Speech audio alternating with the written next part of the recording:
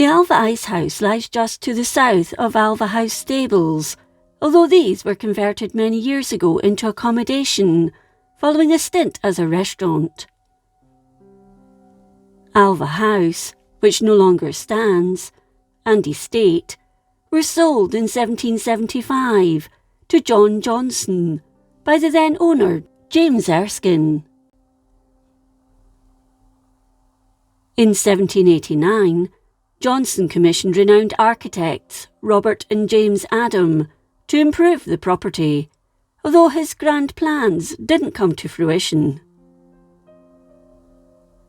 When his son, James Raymond Johnson, inherited the property in 1795, he decided to extend the west wing to accommodate his 16 children, and at the same time, he had staff accommodation, stables, and the ice house built.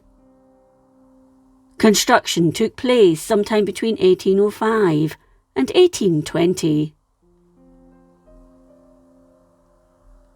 In the 19th century, having ice was a sign of opulence, and estate owners who had an ice house could impress their guests by serving delicacies such as fruit sorbet, or by having carved ice sculptures displayed on the dinner table. The ice house at Alva consisted of a large stone-built subterranean heptagonal main outer chamber with mortar floor, containing 6 recesses, with stone shelves, allowing for the storage of meat, fish, poultry, and fresh fruit and vegetables, which extended their shelf life. A dome roof was then carefully built, with a central iron hatch, allowing the ice to be lowered into the inner chamber. The inner chamber was likely to have had a drainage system to channel away any meltwater.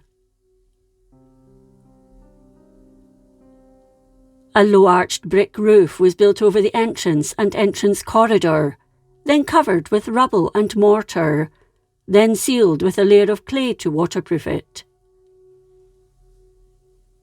Once dry, the entire structure was buried with soil. 3 doors were installed to maintain the required low temperature and dry environment within the chamber for the ice. These well-sealed doors were located at the front entrance and at the inner and outer chambers. Unfortunately, soon after completion, part of the corridor subsided, resulting in cracks appearing on the outer wall, the roof, and the floor. This meant additional support was required, and careful repair of the roof was necessary. It's thought much of the ice delivered to the Alva estate was shipped in from Scandinavia in large blocks. There is generally no access to the chamber today, but its remains can be clearly seen, and nearby, an information board has been installed by the Oco Landscape Partnership. The Alva Ice House is only open to the public as part of Doors Open Days.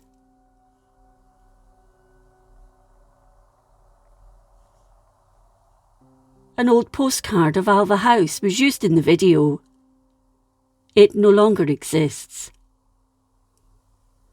It fell into disrepair after the last Johnson to inherit it, Miss Caroline Johnson, died in July 1929, aged 79.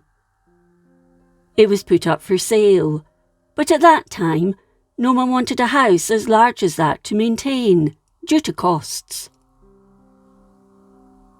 It was finally demolished in the late 1940s or early 50s, having been used as target practice during World War II. There wasn't much left by that point anyway, and it was deemed to be dangerous. Not much remains today, except what you can see here.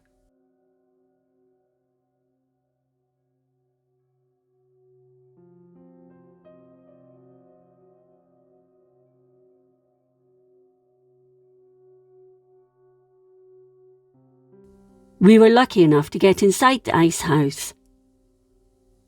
It's nice to be able to touch the walls and see the giant chamber where the ice would have been dropped into.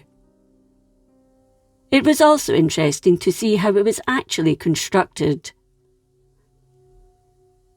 You get a real sense of what it must have been like for the servants venturing into it, candles in their hands, sent there to collect the food that was stored there.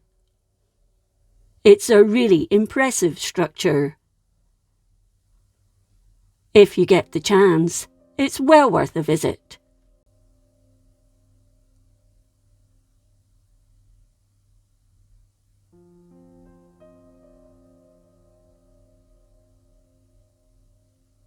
If you enjoyed this episode of Scotland's History, please like, comment and subscribe. Until next time, thank you for watching.